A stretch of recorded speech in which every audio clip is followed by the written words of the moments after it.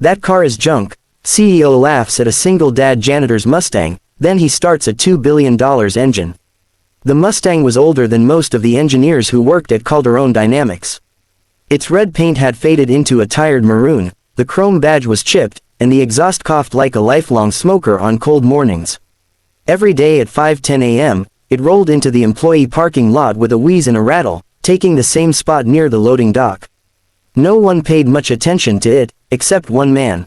That car is junk, said Victor Calderon, CEO of Calderon Dynamics, laughing as he stepped out of his sleek black electric sedan. I'm surprised it even runs. A few executives chuckled politely. They didn't know the owner of the Mustang, and they didn't care to.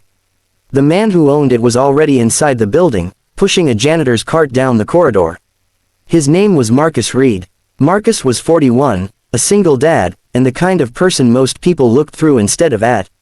He worked nights cleaning office floors, emptying trash cans, and wiping fingerprints off glass conference rooms that hosted ideas worth millions. By the time the engineers arrived, Marcus was usually finishing up, tying off garbage bags and clocking out. He had heard comments about the Mustang before. He always did. He never responded. A different kind of engineer. Marcus hadn't always been a janitor. 15 years earlier, he'd been an engine design prodigy. At 26, he had a patent to his name, an innovative combustion optimization system that increased efficiency without sacrificing power. Automotive journals had written about him. Startups had recruited him. One company had even offered stock options. Then life happened. His wife got sick. Medical bills stacked up. Insurance ran out. When she passed away, Marcus was left with a 3-year-old daughter and crushing debt. He sold his shares, liquidated his retirement, and took whatever job would give him health insurance and predictable hours. That job was janitorial work at Calderon Dynamics.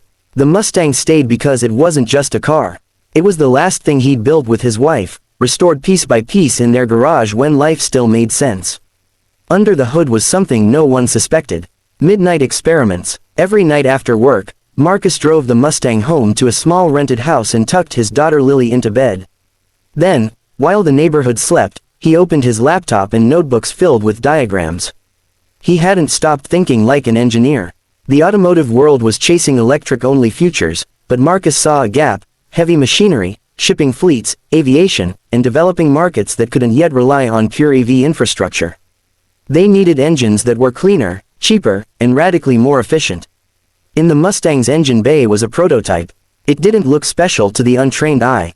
But internally, it used a modular adaptive combustion system, an engine that could dynamically alter compression, fuel mix, and thermal pathways in real time. It could run cleaner than traditional combustion and cheaper than hybrid systems, with a lifespan twice as long. Marcus called it the adaptive core engine. He tested it in the Mustang because it was the only thing he owned outright. The laugh that changed everything. One morning, Marcus was late clocking out. A spill in the executive wing had taken longer than usual. As he pushed his cart toward the service elevator, he heard voices. Victor Calderon was giving an impromptu tour to potential investors. And innovation is our lifeblood, Victor said confidently. We attract the best minds in the industry. One of the investors gestured out the window toward the parking lot. Is that an old Mustang? Victor laughed. Yeah, belongs to one of the janitors. That car is junk. Marcus froze. Something snapped. Not anger, not embarrassment, but clarity. That night, Marcus didn't open his notebooks. Instead, he drafted a pitch. No one listens to a janitor. Marcus submitted his proposal through Calderon Dynamics' internal innovation portal. It was meant for engineers, not janitors, but the system didn't block him. He attached diagrams, performance simulations, and real-world test data gathered from the Mustang. 3 days later, he received an automated rejection. Reason: insufficient credentials. Marcus expected it. Still, it stung. So he did something bolder. He filed a provisional patent under his own name. Then another. Then he reached out, not to automotive companies, but to logistics firms drowning in fuel costs and tightening emissions regulations. He used his savings, almost nothing, to form a company, Redline Core Systems. The first investor meeting happened in a diner. The first believer, the man across the table, was skeptical. You're telling me this engine beats hybrids on cost and efficiency? Yes, Marcus said calmly. And it retrofits into existing fleets. And you're a janitor. Marcus smiled. By job title. The man laughed. Then he stopped laughing. Show me. 2 weeks later, Marcus installed a prototype into a delivery truck. The results were undeniable. 38% fuel reduction, dramatically lower emissions, and zero loss in torque. The diner investor wired the first check. When the Mustang became famous, within a year, Redline Core Systems had contracts with 3 regional logistics companies. Within 2 years, global shipping firms were calling. Governments took notice. Environmental agencies ran independent tests. The Mustang, still battered, still loud, became legendary. Journalists photographed it at conferences. Engineers crowded around it. Articles were written with headlines like, "The $2 billion engine built in a janitor's car." Redline Core Systems hit a $2 billion valuation in its Series C round. Marcus quit his janitor job quietly, leaving his badge on the desk with a handwritten note of thanks. Victor Calderone saw the news on a business channel. The camera zoomed in on the Mustang. Victor stared, pale. That's the car," he whispered. The call. A week later, Victor requested a meeting. Marcus agreed. They sat across from each other in a glass conference room Marcus had once cleaned. "I owe you an apology," Victor said stiffly. "I underestimated you." Marcus nodded. "You underestimated a lot of people." Victor cleared his throat. "Calderone Dynamics would like to explore an acquisition or partnership." Marcus leaned back. "You laughed at my car."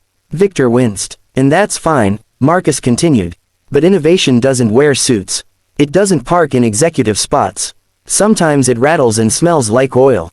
The partnership never happened. Redline Core Systems didn't need Calderone Dynamics. Full circle. Years later, Marcus donated a research lab to a public university. He funded scholarships for single parents in engineering programs. Lily, now a teenager, helped name the lab.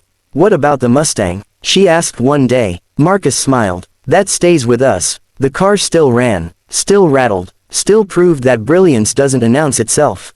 And somewhere, in parking lots and night shifts and overlooked corners of the world, other, junk cars, were waiting, engines of ideas inside them, ready to change everything if someone dared to look twice.